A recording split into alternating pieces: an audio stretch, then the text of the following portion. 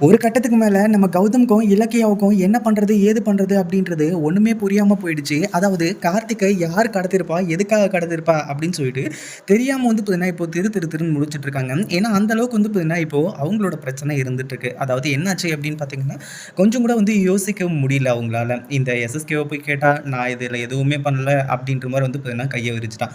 இப்படி இருக்கும்போது, இப்போ அஞ்சலிக்கு இது தெரியாம இருக்காது அப்படின்னும், அதே மாதிரி அஞ்சலி ரூம்ல ஃபோன்ல பேசிட்டு இருக்கும்போது அத வந்து கேட்டுட்டு பயங்கரமா வந்து பார்த்தீங்கன்னா, கோவத்தோட நம்ம இலக்கிய வந்து பார்த்தீங்கன்னா, கத்தி எடுத்துட்டு போய் மிரட்ட ஆரம்பிச்சுறாங்க. ஒரு பக்கம் நம்ம கௌதம் ஏற்கனவே சொன்னாரு, இந்த அஞ்சலிய போட்டு பொளந்து கட்டுனா எல்லா உண்மையுமே வெளிய வரும்னு சொல்லிட்டு. ஆனா சரியான ஆதாரம் இல்லாம, சரியான விஷயம் இல்லாம ஒண்ணுமே நம்ம பண்ண முடியாது அப்படின்ற மாரி இருந்தாங்க.